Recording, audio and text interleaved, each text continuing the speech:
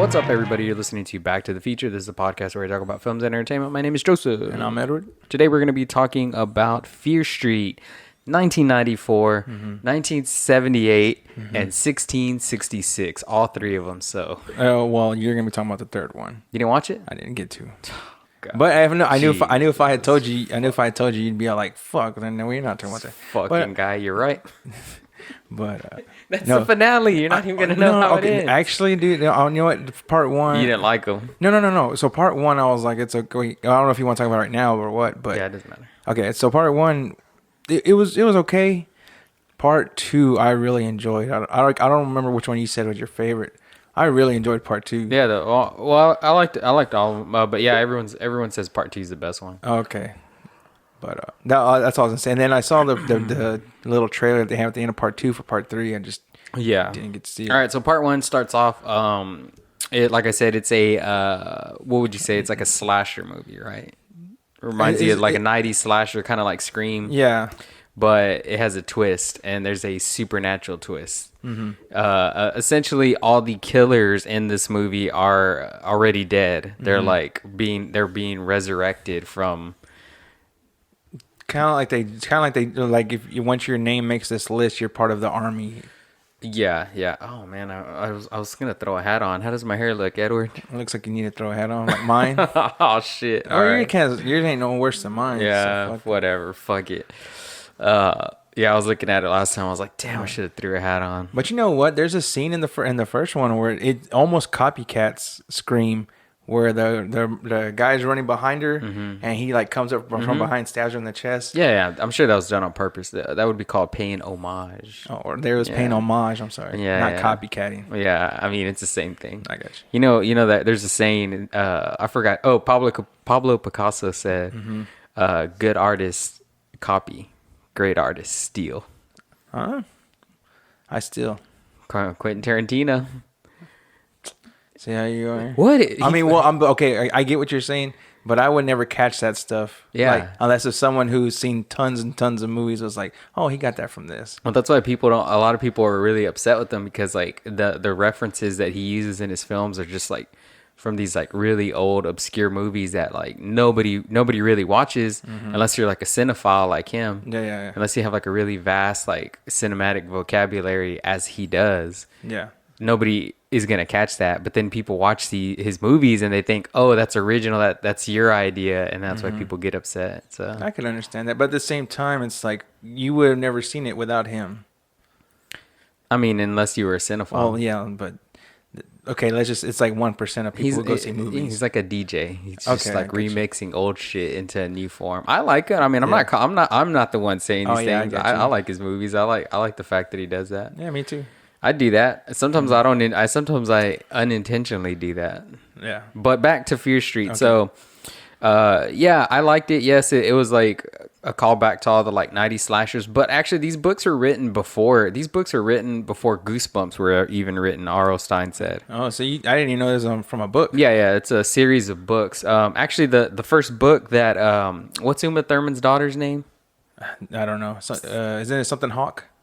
Yeah, because that's Ethan Hawke's daughter too. I don't remember her first name. Okay, yeah. So she's holding this book, and it's like they just changed the cover and the author's name to his real name. It's like Robert Lester. I don't know, R.L. Stine. It just says his real name, and then but it's like the first Fear Street book. That when the killer stabs her, she's like holding the book. Yeah. So they are based on a series of books written by R.L. Stine. But I mean, they obviously had creative license to change it up, and I feel like they kind of modernized them with the these the whole girlfriend undertone.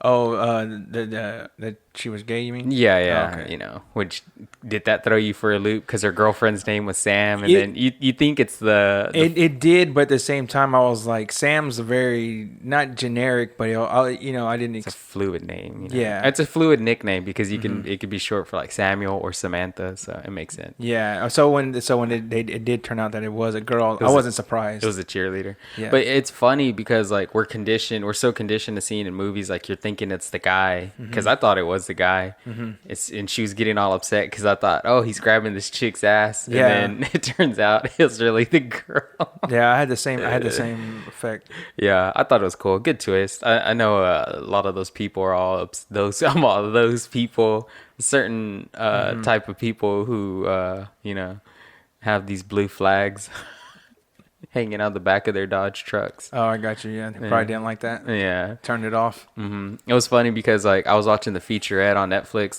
the making of the show, and like all the comments are just like, oh, you could tell the director hates men and all this stuff. I was like, what?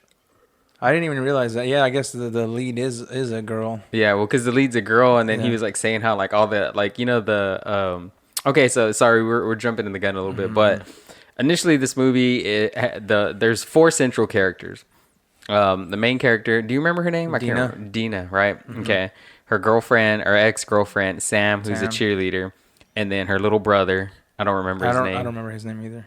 And then I guess there's 5 central characters, and then her friends, which is like the valedictorian of the high school, which is this little Asian cheerleader girl, and then her other buddy who is like just some like random white guy. Yeah, and I thought he was in love with the one that sold drugs.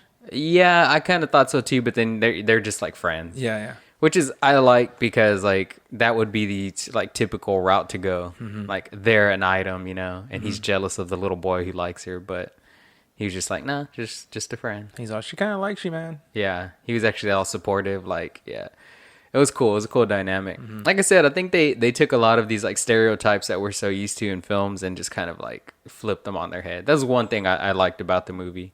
I like the deaths. I will say it was almost not Final Destination-ish, but like how some people got killed. It was pretty interesting. Yeah. Yeah, I mean people died, but not a whole lot, right? Well, are you giving spoilers? Yeah, fuck it, why not? So I was surprised at how many people had died. Right. Of the friends. Oh really? Oh yeah. Towards the end, right? We'll get there. Yeah. So initially, this movie is basically these killer. We learn through a lot of exposition that this town has this history of being not haunted, but they have a lot of serial killers, right? Yeah. So it's basically like the rich side of town versus the poor side of town is what it seems like, and the poor side is like cursed. They always have like bad things happening in the town, usually like deaths or murders. Yeah. Well, there's a couple things to note. We found out that the town was split in half a long time ago.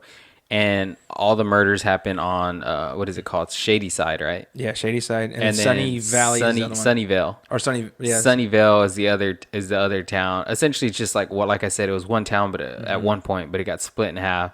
And so you have all the rich, prosperous people living on Sunnyvale. You have all the poor, unprosperous people living in Shady Side, and that's where all the murders occur. And yeah, we find out this happens often, and so they have a bunch of serial killers in the town's history, and then these serial killers are now the central characters of this movie who are trying to kill this cheerleader girl. And essentially, and like without getting too complicated, we find out, or this is what the characters figure out, that she touched the bones of a witch, and she saw like a vision. And so now they think that the witch is sending these killers to kill her for whatever reason. Because her blood touched her bones. Yeah. Oh, it was her nose was bleeding, right? Yeah, her nose is bleeding. Yeah, and so she was able to like see a vision, and then they think that's why the witch wants them dead, and they all think it's this witch. So the town has this history of this witch who was cursed and blah blah blah, and she cursed the town, and that's everyone's explanation. And that's also the explanation. They never say. Do they say it was a witch? I always thought they just say like, oh, it was like it's because they live in sunny.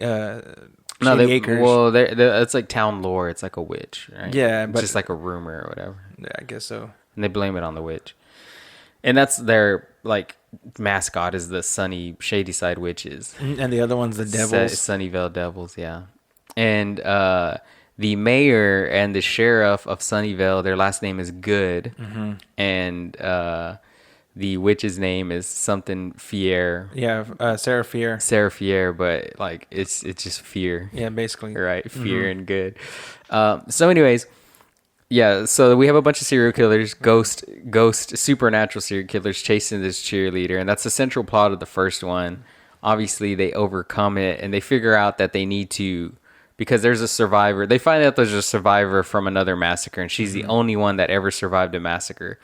And they put two and two together, and they realize, oh, she actually died and then came back to life to kind of break the curse, right? Yeah, well, like the witch has like this little what would you call it? Like not a melody, but a little rhyme that they kind of put together. Like, oh, she only once you dead, or no, she follows you until you're dead, type of thing. Yeah. I forgot exactly how it went. Yeah, it's like just like a little children. Which I mean, I don't know. I don't mean to throw us off topic, but like I was like, man, that kid, that little brother, he was like studying this stuff and he was all into it. And then like last second, he's like, oh, this is what this means. This is what this means. I was like, dude, I figured you would have known that a long time ago. Right, you should have put two and two together a little faster.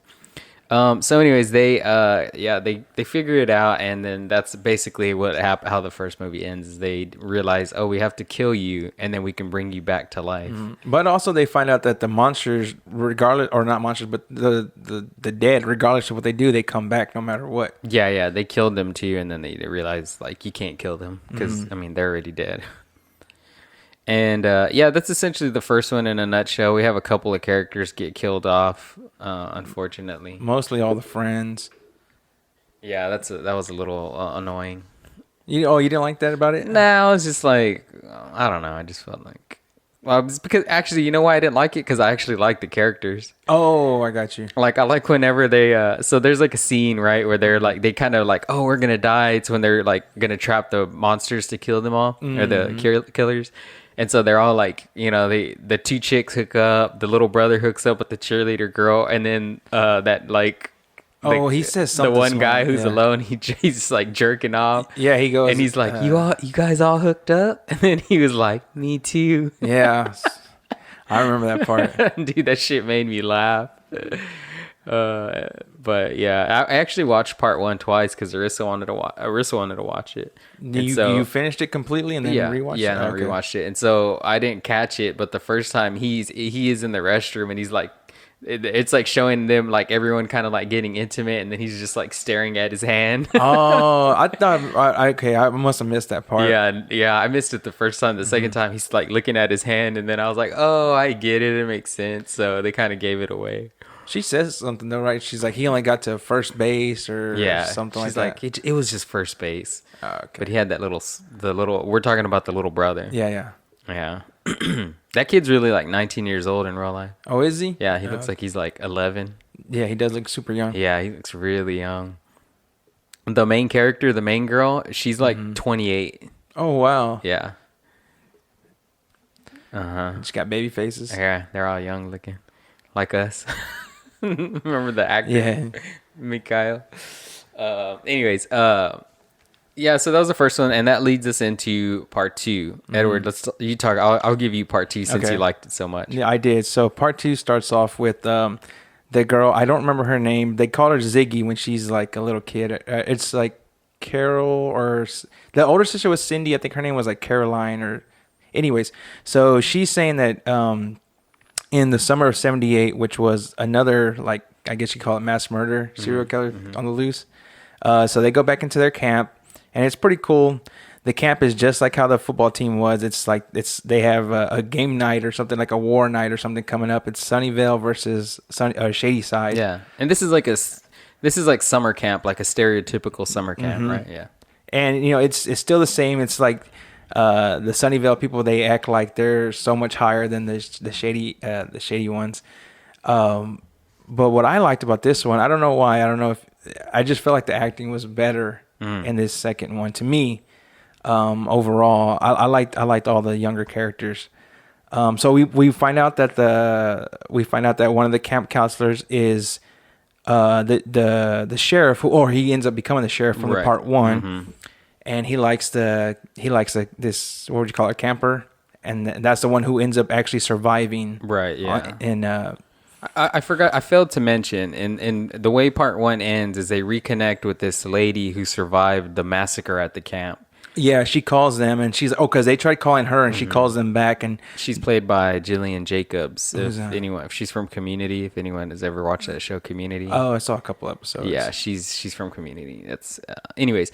Yeah, she is the adult version of the camper that survived, and then so that's kind of how part one. That's what I like how they intertwine all these movies. So part one ends with them. She's telling them the story of what happened in the camp, and then that's how part two, the movie, is essentially her telling the story of the camp. Yeah, exactly. And I like the older sister. She looked pretty good. Oh yeah, Maybe that's why I like that one so much. you like the redhead too? No, I mean, no. I was like, the whole time I was like, where is this girl from? And Stranger Things. Yeah, and then I looked her up and I was like, oh, it's a girl from Stranger Things. She's of age, so it's okay. I think she's like 19. I mean, that's still really young. But so I remember that redhead from Stranger Things, but also like I remember one of the episodes of Dark Side of the Mic when they're talking about Stranger Things. Emilio was like, "Man, she's gonna be pretty hot when she gets older." I didn't hear that. And I was like, dude, at the time she was probably like 15 when that season came out. I was like, I remember that. I was Jesus. like, so when I saw her, it made me think of that. Yeah, I was like, That was the first thing that popped in your mind. Yeah, she's gonna be pretty hot when she's getting older. Yeah. Well, this one starts off with that girl's her name. They call her Ziggy. I don't remember what her real name was, and they're like chasing her around. I don't know why those girls didn't like her very much, but they like hung her up. You want to push it? No, you're good. Because she's a ginger. Well, I guess so. But yeah, they like hang her up and they call her the witch and this and that, and you can just tell she just has like a tough time there with them girls because they're always picking on her or whatever. And her older sister is a counselor as well. Yeah, that's right. Camp counselor. Yeah. And she has a boyfriend who winds up becoming the serial killer, which was pretty interesting. Yeah. I like the whole, I like how they always refer to it, like, there's always like a character who's like, I'm going to get out of this town. And it reminds me of Lockhart. Oh, yeah. Who was the one on the first one? It was the girlfriend. The cheerleader. That's right. It was the girlfriend. The Asian one. Yeah, it's like you can leave, but you can't leave. Yeah, everyone's like, pretty much everyone just kind of gets stuck there. And there was always like somebody who's like ambitious, like, I'm going to leave this town. And then they just get killed. Yeah, it's like, no, sorry. It's like, not happening. And unfortunately, I mean, you know already that she tells you her sister fucking dies. Like, that's how the movie starts off. She was like, what did she say? She's like, this was taken a week before my sister died or something. Yeah. She was like, 2 days later, she'd be dead. Yeah. So you go into it knowing that she doesn't make it. But yeah, man, I like how... it was weird though because there's like this red moss stuff. I don't know what it is, but it's like in the first movie that's what they fall into, and those bones are there. And so when the 1978 one, they're like cleaning the mess hall or whatever, and she's trying to get it off, and you recognize it right away. And it's like, oh, that's that stuff. Yeah, you know something weird. Yeah, so like where the mall is in part one, that is where I'm assuming the witch was killed in part three. But in part two, it's the camp. It's like where the camp is. So yeah, it's basically like I don't want to call it like what's it called when you on an ancient burial ground, something like that. It's basically like a cursed land. Yeah, I guess something like that. Yeah. I mean, if you had watched part three, you would have known. Well, okay. So when we get there, anyway, we'll get there. Okay, we'll get there. But yeah, man, I just really enjoyed this one a whole lot more. I don't know why. I think it's because it had more. Nah, it's not because it was brutal killings. Maybe it's because it was more killings. It did. It had more brutal. They were killing little kids this whole movie. That's true too. Yeah. And they were all the shady siders. None of the Sunnyvale people got. Well, if they did, it was like kind of by accident. Yeah, you didn't realize that. Yeah, I didn't think about that. Yeah, they were killing all the shady side kids. They never killed any of the Sunnyvale. That is true. I think one dude. One guy got his head chopped off, but it was like because he was in the way. When they were in the outhouse, yeah. He was like, he was helping her come up the bucket. Yeah, he was gonna kill the redhead, and she like ducked, and he got his head chopped off, and then his fucking body fell down the. Oh, dude, I felt bad for that short-haired girl, because she had like a bone sticking out of her leg, and then that big old fat dude just fell on top of her. Yeah. So this story was pretty interesting too, because you had a couple of stories going on. So we had, and I can't remember her name, but you have the redhead, right, from Stranger Things, and the sheriff as a youth, right, because this is a flashback to 1978, and this shows they kind of had this little romance. Then you show her sister who's like stuck with her old friend who her sister's boyfriend is the murderer, and then the old friend's boyfriend got murdered. And you could tell like they kind of grew up together and they had this relationship, but they somehow fell apart whenever the sister was like trying to, get move good on. grades and be the valedictorian so she can get out of there. So they have a rift and they're kind of like hashing their relationship out as they're both stuck in this tunnel, right? Yeah. They got stuck in this tunnel underground, and they realize that there's these tunnels that lead all around the camp and stuff like that. Then what else do we have? There was another storyline, just the general whole camp theme, I guess, right? Yeah, pretty much. Like the whole thing is that it's that color war night or it's something like that. It's basically just like games from like the two different sides of town going against each other, and Sunnyvale has never lost supposedly. Yeah. And and then the sheriff's brother's also there. He's like the head counselor, and he hooks up with that hippie chick. Oh, I didn't realize that was his brother. Yeah, that's his brother who later on becomes who's the mayor of Sunnyvale or whatever. Yeah, they show him on TV. He's Yeah. like rerunning or something.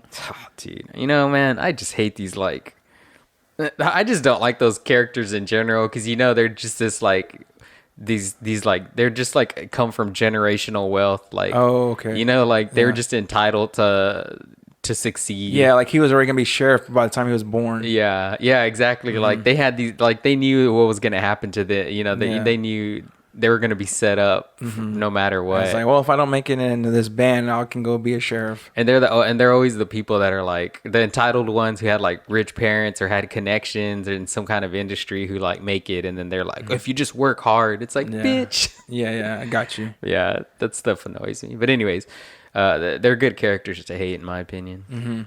Yeah, go ahead. I was gonna say, did you notice that when the sister is being killed and the little sister's being killed, and the little sister dies, and so once the character that they're chasing after, these monsters are chasing after, once that character dies, the demons or whatever, they like disappear.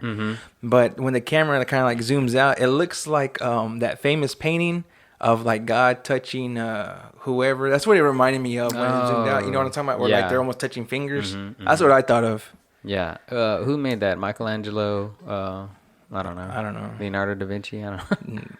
Have no idea. Let's look that up. But what part? Oh, when the two sisters. Okay, when when they're getting where they're about to get stabbed. Okay, right? so that's a couple of things I want to talk about. These people, man, they take stab wounds and everything. If I had gotten stabbed, I'd have been like, I ran the fuck away. I wouldn't be there like trying. You would have been like that little kid from A Quiet Place. Hell yeah. Fucking pussy. I would have been like that kid. I would have been like that kid who was in charge of the jail. And you know which one I'm talking about? The one with the glasses. And they're all, shut up, nerd. So that painting was painted by Michelangelo, and it's called The Creation of Adam. Oh, okay. It's in the Sistine Chapel. Okay. Well, that's what I thought of when the camera zooms out. And it looks like they're trying to touch each other, like because they're reaching out for each other. Yeah, they're all dying and shit. Which the sister took like 8 axe blows to the fucking chest. Yeah, and while she's dying, she says something like, "Oh, I can't remember." Yeah, there was a little cheesy line. Yeah, there. and I was like, "Oh, come on, man." Yeah. Dude, I felt so bad for that one nerdy kid who like was left in the tent. He was the one. He was like watching all the other team. And that's what I was talking about. That's what I would have been. And they're all, shut up, nerd. And he's like, who's out there? They like took his glasses off or something. Fucking poor kid. Then Nighthawk. What did they call him? Nighthawk or Nightwing? Nightwing. It's like Camp Nightwing. Ain't it? Yeah, that's right. The Nightwing killer. Yeah, he goes in there and fucking chops him up.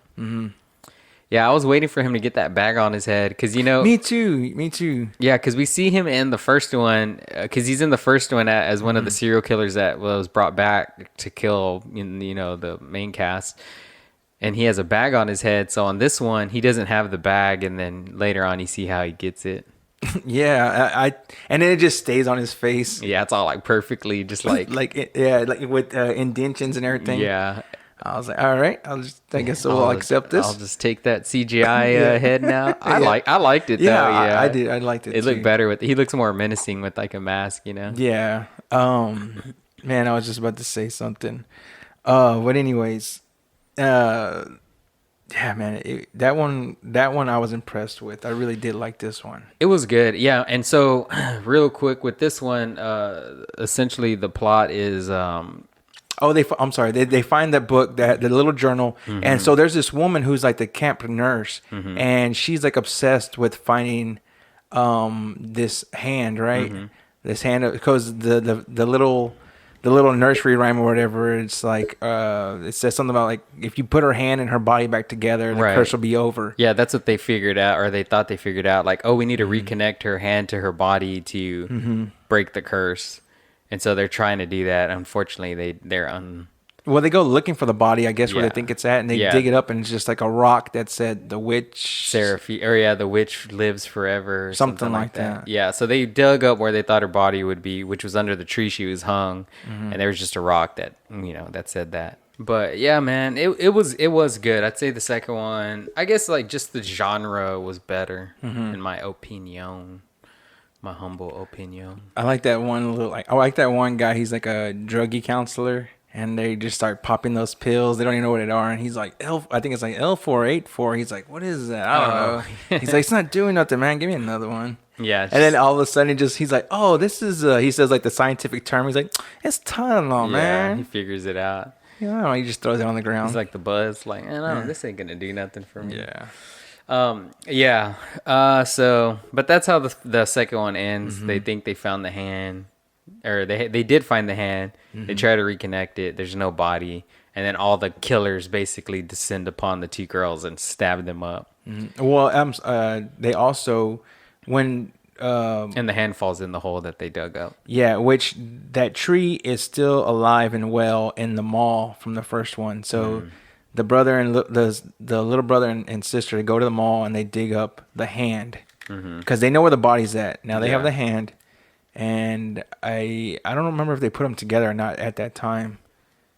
Oh yeah, I forgot this. I forgot that's how this movie ends, right? They put it together. Yeah, they realize like, oh, we need to find the hand, right? That's their whole thing. They're like, oh, we know. Yeah, that's how it ends, right? So they're like, we need to find we know where the body's at. You know where the hand's at. Let's put it together. Yeah. So she puts it together, and then her nose starts bleeding, and she gets a vision. Yeah, and she gets the vision, and then I think that's how it ends.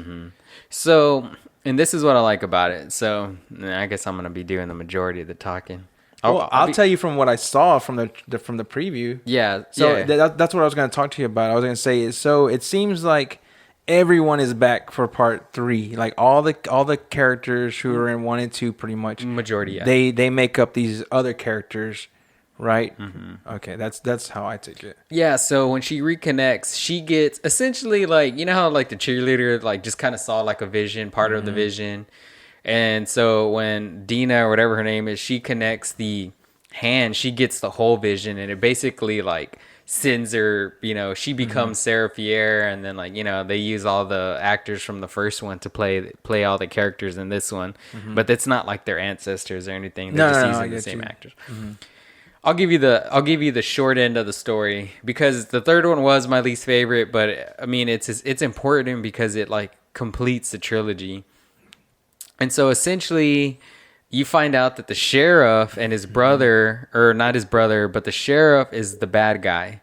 So his family is the one who started this whole curse, right? They were.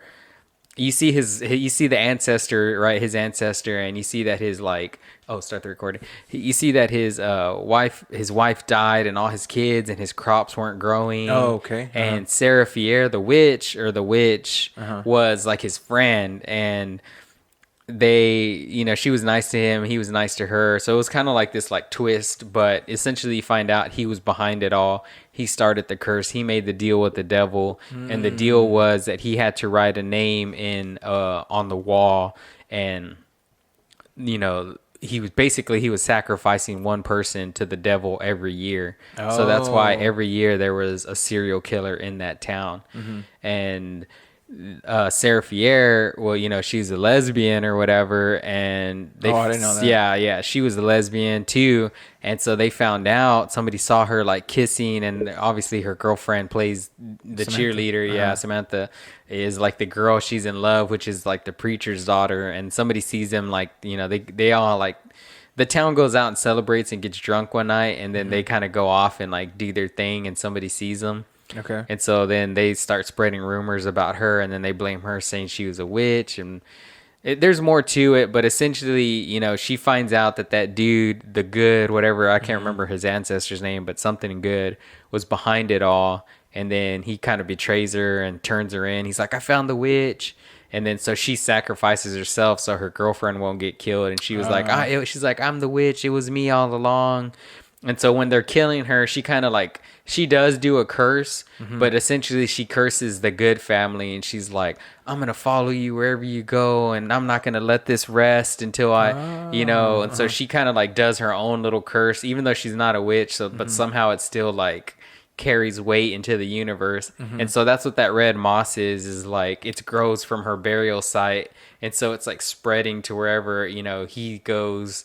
She's like, that's the moss is following. Oh, okay. And then so the reason the killers were going after the girls who touched her is because they were getting a glimpse of what really happened, right? So they were actually seeing the truth. And it wasn't until what's her name connected the hand, she got the full vision to see that Sarah Fier was actually innocent. Oh, okay. Yeah, and so once she saw the full vision, then that's basically like an hour. And then the last 30 minutes, it cuts back to the current timeline, 1994. And so that ends, and it's like, boom, it's like 1994 part 2. And then they go back and, you know, without going into too much detail, the sheriff tries to stop them. They end up coming up with a plan to, like, cover him in Dina's blood and get all the killers to try and kill him. And then she ends up murdering him. Oh, okay. Yeah, so once they kill him, they break the curse. Does the sheriff know that his family's behind everything? Yeah, so it gets passed down to generation, and they tell one of the sons, like, hey, you need to put a name in the book. Hey, you need to put a name in the book. Oh, so you know okay. when you saw that girl's name get written in there? Yeah, he wrote her name in the book. Oh, okay. And so it makes sense. So if you think about it, he writes a name in the book, and he shows up and he kills the serial killer, like in the way the first one started. Yeah, you know how didn't you think it was kind of weird that he showed up right away and he shoots him in the head after that one girl was already dead? Yeah. Okay, that makes sense. Yeah, so he's the sheriff. He writes a name, and then he goes and kills him. Oh, okay. So yeah, so anytime, so his son could be like sheriff also, and that gives him a badge and a gun to get away with murder. Right, exactly. Yeah. So he was a bad guy all along, the sheriff. You. And so yeah, then they like it gets kind of silly, but they like steal his car, and then they tell, you know, that chick Jillian Jacobs, they're like, he was him all along, and she's like in disbelief, but then it makes sense, you know. She's like, oh, this makes sense. And so they all kind of like team up. And then you remember the janitor they keep arresting the janitor. Yeah, they go and help him, and they're all like, the little brother's like, hey man, he's like, you said to call you when I need a favor. He's like, you want to help us kill Sheriff Good? And what does he say? He's all, fuck yeah. Oh hell. He's all smoking out on his fucking front yard and shit. It's pretty funny. Yeah, I might just go watch it just for that. Dude, you should watch it. Like, it sounds pretty good. Yeah, like I said, like the 1666 part, it's kind of like, it kind of drags on a little bit, you know, but I get why, it's filling in the story. Right, yeah.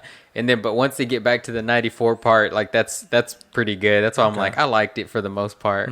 Because then they complete how they stop him and stuff. And it's funny. It's got some comedy moments. And yeah, I don't know if you remember that one serial killer guy who kind of has like his face burnt, and he looks like a janitor. Oh yeah, he looks like he's when he's killing that girl, he looks like he's all wet, but then at the same time, like it is raining. I think. And he's like, isn't he like sniffing her hair and shit? Yeah, remember? Yeah.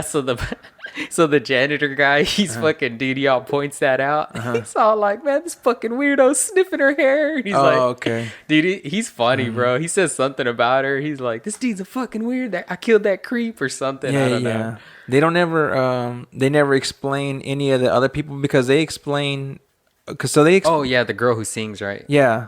They explain her. No, well, in part 2, it's the daughter of the nurse. The nurse, yeah. But there's like a little boy walking around with a baseball bat. They never say his story. No, but he's in it. Oh, okay. Yeah, they show him in it, and then they show this like big tall dude with like a mask. but they never really go into their stories. There was one, I don't know if it was the little boy with the bat, but there was one that looked like a weird looking kid, and it was almost like at the end of I think the it's a original little Jason. boy. Yeah, it's a little boy with the bat. Yeah. I was like, he comes out of the water and grabs them. Yeah, it's him. I don't know. He's wearing like a weird mask. I think they say something about him, but they don't really they don't tell the story of him. And then there's the big tall guy with like this weird mask. He's like drowning kids. They keep showing him in a flashback, but they don't really explain like his story either. Okay, I got you. But yeah, all the killers come back to you on this. It's pretty good, man. I like the way this one ended. But it wasn't that they were serial killers. I mean, well, they were, but they were normal people who got like, I guess, possessed. Just like flipped, yeah. Basically, once he put the name in the book, that's it. Then the devil like gets their soul and he makes them like just kill people. So yeah, that's pretty much it. I got you. And so the sheriff, that's why the sheriff is like, it's just one name and blah blah blah. And it's good, dude. Now I want to go back and rewatch the first one to see how the sheriff was acting. Yeah. Sus. Yeah. Yeah. He's acting weird. Yeah, you notice little things now. I mean, I didn't know. When I watched it the second time, I didn't know all this, so I kind of wanted to do the same thing. I got you. But yeah, man, Fear Street, 94, 78, 66. 1666. Good shit, man. I enjoyed them. They were fun. They were funny, and it was entertaining. They're not, in my opinion, they weren't scary, but like to me, horror movies aren't scary anymore. Yeah, I got you. Yeah, I mean, like I did enjoy it. Like I said, the first one was okay. I mean, like I watched it, but the second one is what like grabbed my attention more. Yeah, and I was like, okay, now I'm kind of interested and see where this goes. Yeah, and go if you're interested in like behind the scenes stuff, dude. Netflix releases all their behind the scenes stuff for their movies now. Yeah, but it has to be a Netflix movie. Yeah, I think so. Yeah. So they have like Fear Street, they have Army of the Dead, they have whatever, something else. I don't know. One of their most recent movies or shows. They have a lot of behind the scenes stuff. It's cool. It's really cool actually watching it, and they show you shooting the scene, and then they show you what it looks like after it's shot. So. Oh, okay. Yeah. Interesting. Yeah, that's pretty neat. I liked it. But yeah, I'm glad you watched it. Thank you. I had asked you to. I tried to get the third one, but that's all good. It's I mean, it's 3 fucking movies, Yeah, they're each an hour, or not an hour. They're each almost 2 hours. Yeah, and I wanted Fear Street. The third one came out last weekend, right? I don't know. I guess you know more than me. Yeah, I think it came out last week. That was the thing. They were releasing them in like weekly installments. So usually Netflix doesn't do that. I don't think. Not normally. Normally, just let them all. Yeah. But I don't know. Yeah, I don't know why they didn't release all 3 movies at once. But oh yeah, and one of the featurettes, it was talking. They shot 1994 first, and then they shot 78. 68. Or no, it wasn't 68. It was 1966. The 1600. Oh, 16. Okay. Yeah, because they had all the you know how it had all the characters, right? So they already had them. So they shot that one, then they shot 66, and then 78 didn't have any of the characters from the first one. All the young kids? Yeah. I got you. Where the flashback scene, or the camp scene, didn't have any of those actors. So they filmed that one last. Got you. But yeah, and who was I listening to talk about it? Oh, it was the Asian girl, the cheerleader. She was saying that it took them like 4 months to make. And that was like her first feature film, her first feature films. I was like, damn, how the fuck? You got lucky. Yeah. You had a good Well, agent. not really. She got her head split open by a fucking bread cutter. Yeah, I mean, but your first 2 movies are Netflix. Oh, yeah. Originals. Yeah. That's pretty dope. That, a lot of people watch. So Yeah. It's pretty cool. Anyways, yeah, I liked them. Go watch them if you're into those kind of things. I'm surprised you liked it. You don't like horror. Well, like I said, the second one, I don't know what it was about it. That one just, I really was attracted to that one. Yeah, that's good. I mean, like I said, a lot of people liked it. Dude, go read the comments on IMDb or maybe it was YouTube. Man, it's fucking funny, dude. People were so dumb. Well, they're just shitting on it? Yeah, no. They were just like, the second one was the best. Part 3, you could tell the director hates men, like I was saying earlier. Yeah. It's just like, dude, people are just so soft, bro. Like, you can't do anything like outside of the norm without some fucking like douchebag getting all butthurt about it. Oh yeah, it's annoying. It annoys me. Like you can put like a black dad with a white kid, and I bet you they'd be pissed. Somebody would get pissed off. How does that happen? Yeah, how is that? Well, to be fair, I was like that for a long time. If you ever seen Jurassic Park 2, I was like, how's Jeff Goldblum have a black daughter? Okay, yeah, but you know why? Because movies have trained you to be stupid like that. Yeah. Okay, like, dude, people can adopt kids. You can have a mixed child who looks more like one race or the other. You can have step siblings. You can have adopted siblings. Like, dude, and that's what annoys me in movies now, that I notice these things. And it's actually Robert Rodriguez, dude. Like, I saw him. He was talking about his second feature film he made. I think it's called like Road Racers or something. And in that movie, he cast Salma Hayek, but the parents, like the studio wanted her parents to be white. They wanted these white actors, and he was like, "No, I want Salma Hayek in the movie." So that's like two white actors with a Mexican daughter, and he never explains in the movie like why or how. And somebody asked him about it, and he was all like, "He's like, I don't." He's like, "Maybe they were." He's like, "I don't know. They adopted her, or you know, there's like a million different reasons why like a white family or a black family could have another colored child." And it's just like in movies, they're like, no, if you're a white guy, we have to cast this kid as your son who's a white kid. It fucking annoys me, dude.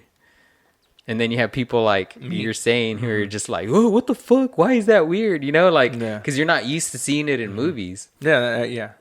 That's what pisses me off. Sorry, I'm going on a rant now. You got me going, dude. Fine. I'm just telling you. We're going to get to you talking about old, I promise. No, but it annoys me too because, like... Okay, when people get upset about comic book heroes, I was just about to bring that up. Yeah, like, dude, like, okay, James talked about it. Like, people were mad that Kang the Conqueror was black, and then James said in the comics he's like purple or blue or something. Yeah, I don't even know if what I looked up, he has a helmet, so I don't even know if people even know what he looks like. So I have no idea. I was reading. Apparently, he's actually like Reed Richards from the Fantastic Four. He's actually Reed Richards in the future who discovered time travel and turns into Kang the Conqueror. I didn't. But that deep. I mean, yeah, I just saw a video about it. But they're like, dude, fuck off, man. Like, dude, I don't give a fuck what color. Dude, you know what? I hope the next Superman they cast is black, dude.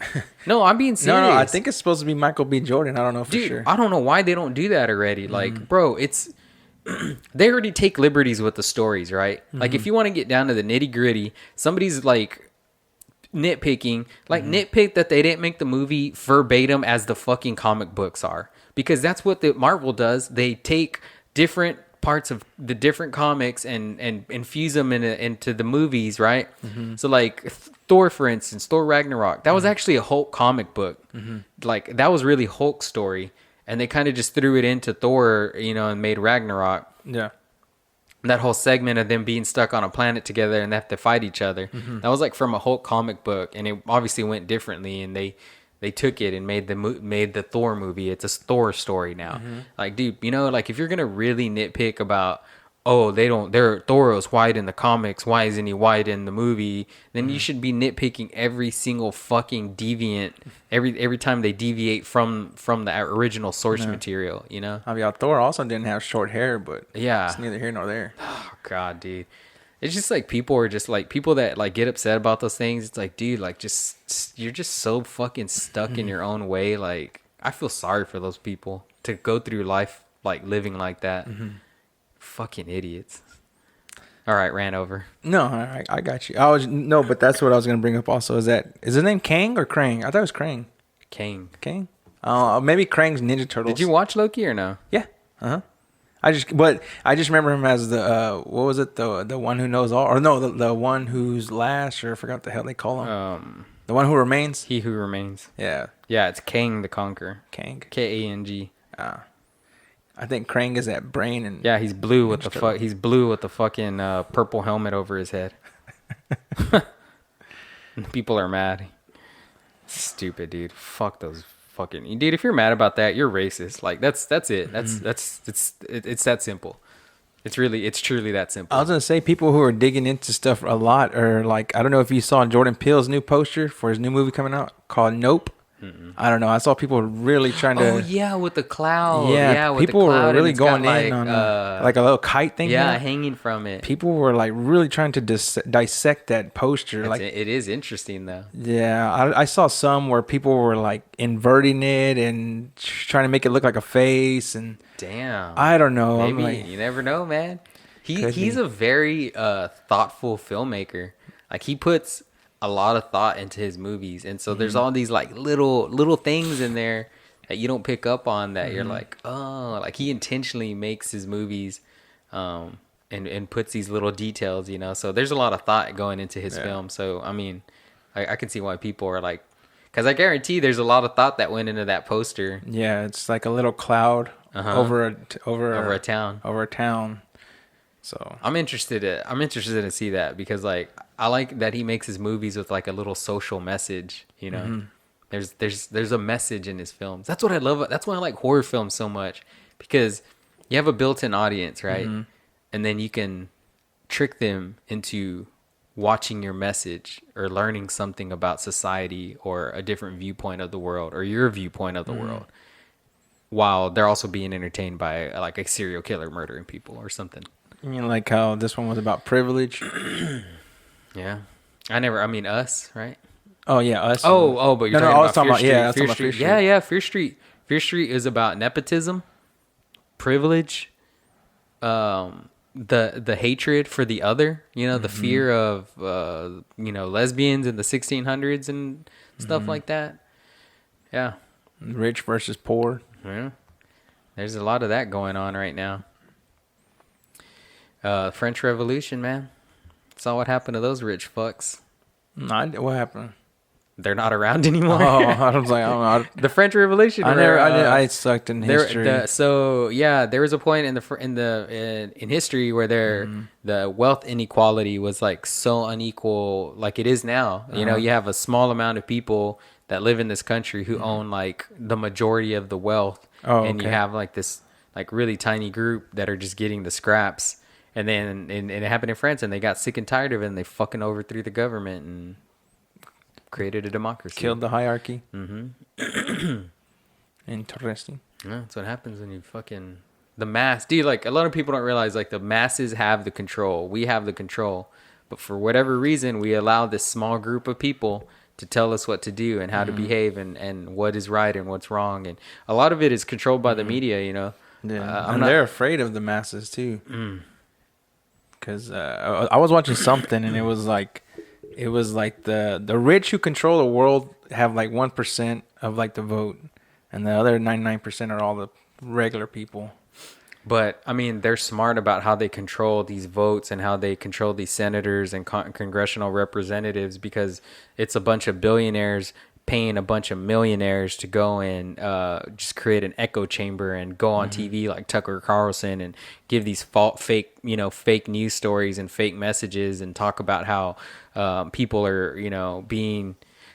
And you know what, man, I'm going to bring this subject up, man. Like, I had a friend, right? We were at lunch and he was talking about, and I didn't mean for this podcast to get so deep, but I had a friend, he was like, man, I'm tired of like he was complaining that one of his neighbors writes Black Lives Matter on her window still, and he was like, that was last year, like, let it go. And then he was saying how like another one of his neighbors puts like pride flags up, and he's just all like, you don't see me fucking putting some straight flag up. And I was like, dude, like bro, you were never told you can't marry a girl, you know? Like, that's why people... You were never oppressed. You were never oppressed, exactly. Like, your preference in dating was never... You were never told you can't be with the person, you can't marry this person. So, like, yeah, let them celebrate their sexuality, you know? It's like, dude, they were oppressed, and now they're not. And, like, let them fucking flaunt it, right? Yeah. The same thing with, like, Black Lives Matter, dude. It's like, dude, people feel a certain way. Like, fuck, let them voice how they feel. Yeah, I got you. It's not like they're going into your yard and putting a flag in your yard. Yeah, exactly. And it's like, if you see the message or you see one of those flags or one of those signs and it bothers you, then that's a fucking problem with yourself. You need to go home, fucking turn off the TV and look in the mirror and figure out what is wrong with you, because it is not a problem with those people. It is a problem with you, and you feel a certain type of way, and you need to figure out why. It might be that you're a fucking racist piece of shit and you don't want to admit it. But if that bothers you, I'm sorry. I think you're a racist piece of shit. You think someone's racist if you call them racist and they get all upset and say they're not racist? No, because now that can be thrown around. That can be thrown to, you know, somebody could call you whatever, rapist, and you could, yeah. I was like, no, I'm not. Exactly. Yeah, I'd get mad. I'd be, what the fuck? Like, no, I'm not, Yeah. They're like, man, guilty conscience. Yeah. And this is it. I'm about to end this rant. But dude, what annoys me too is that like these people and I'll be honest, it's like a lot of white people are complaining that they're calling us racist. Not all white people are racist and blah blah blah, and like they're trying to take our voice away. And it's like you've had a voice for like thousands of years. Look at all the presidents. Look at like there's been one half black. He's not even full black. Brock's half black. One half black president. Like shut the fuck up. Like Joe Rogan complaining that he was like literally like on his podcast saying that like all this woke culture and like it's gonna get to a point where like as a white man I'm not even gonna be able to talk. And he's literally saying that as he's making $100 million with his posting his 2000th episode on fucking Spotify. He's got the biggest platform, and he's crying that he's may not have a platform one day. It's like, dude, what the fuck are you talking about, dude? Like that is the most hypocritical thing I've ever seen.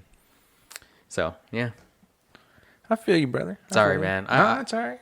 I feel a certain type of way, and I don't really talk about these things too often, but You're just charged up. I got charged up, man. I don't know. It's all good. That's what I'm saying. That's what movies will do to you. That's why I love films that have a message, because you can get your message across to people. And I mean, you have to admit, there's plenty of people who watch it and don't get any message out of it, though. Yeah, for sure. But there's people like me, man. Like you're looking for something. Kinda, but like, okay, when we went and saw The Big Short, like, dude, that hit me. That movie hit me, dude. That's the one about the housing crisis, right? Okay. Yeah. And that thing at the end where Steve Carell is like, they'll just do what they always do, blame immigrants and poor people for this disaster. And dude, and it was like fucking like, I was like, wow, this happened how long ago? And like, he's like, what he's saying is still going on today. What's the other movie that guy made? Adam McKay. He makes a lot of like social films like that. And he has like a lot of famous people in him. He's coming out with a new movie. He's got Leonardo DiCaprio and... is that the one that's going to Netflix? Yeah. Oh, man. It's something... He's got a lot of stars in it. Yeah, that one's a big cast. Yeah. And that he makes movies like that. And he uses celebrities. Like, remember in The Big Short, like, there's a scene where Margot Robbie's, like, in the bathtub and she's, like, explaining... Yeah, she's explaining... is it, like, A and B loan mortgages or something? She's explaining the loan mortgages. Yeah. And so, like, dude, he uses celebrities and he uses this, like, platform to, like, inform people. And it's and even if you don't take anything away from it, you leave entertained. You're like, oh, cool, I was entertained for an hour, right? Yeah. So at the very least, you're still getting something out of it. Or what's the other? Oh, the other one we saw about Dick Cheney. Oh, Vice. Vice, yeah. That was another one we saw. Yeah. Oh, he made that too? Yeah. Oh, okay, I got you. Yeah. Damn. If you look at his movies, he's got a really good. He's almost like a Scorsese, but I feel like he does push a little more of a message in his movies than just being like pure entertaining.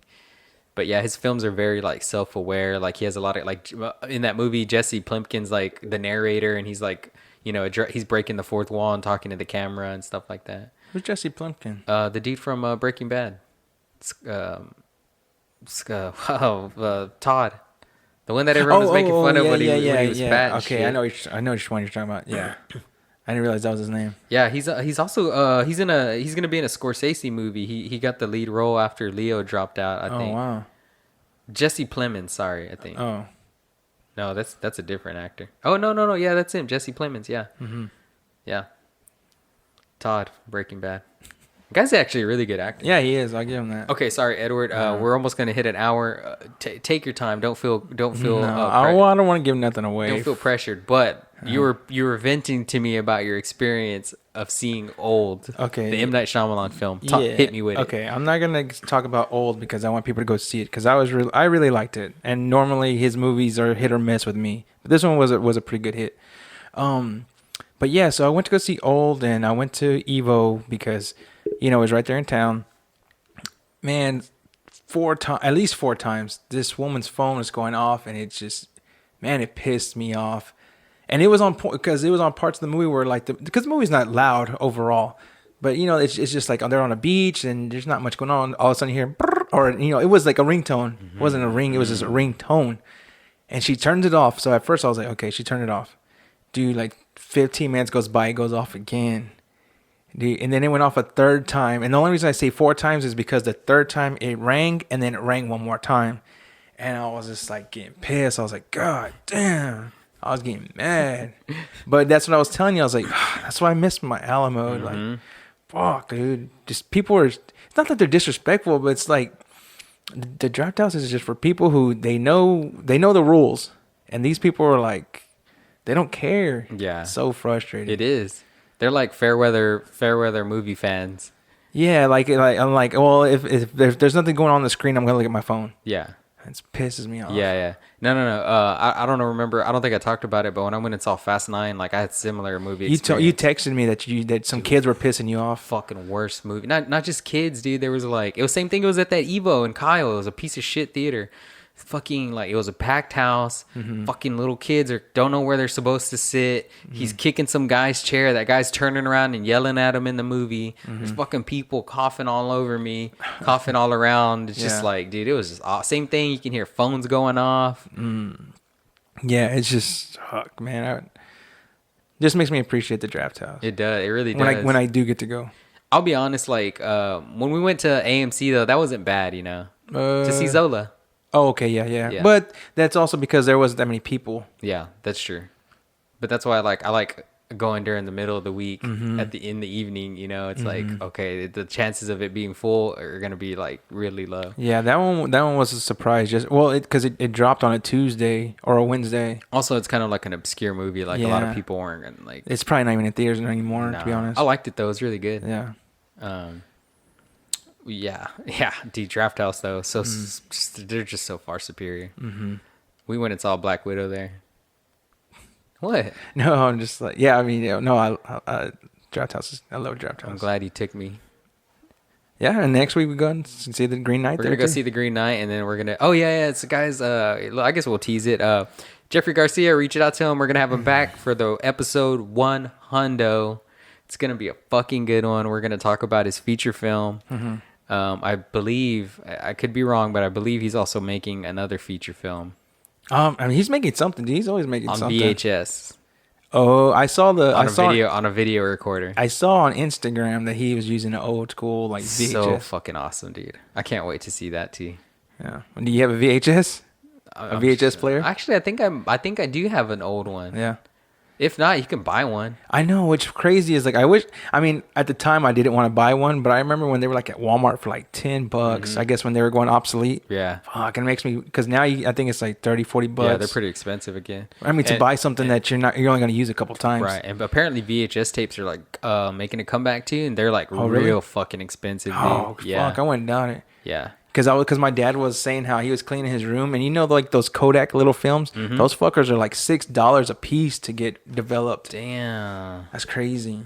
Did he go develop? No, fuck no, because my mom has like 30 of them in a Ziploc bag. All dick pics and shit. Oh, I wouldn't. He's like, hey, mijo, go develop these. Yeah, he's like, hey, check them out. Check them out while you're at it. Yeah. Make sure they're good. I don't know what's on them, and it's just like a fucking dude. That'd be horrible. He's like, it was a picture of you and you're a baby, and it's just his balls.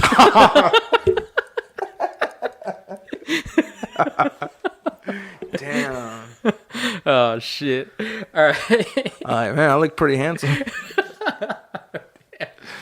Yeah, man.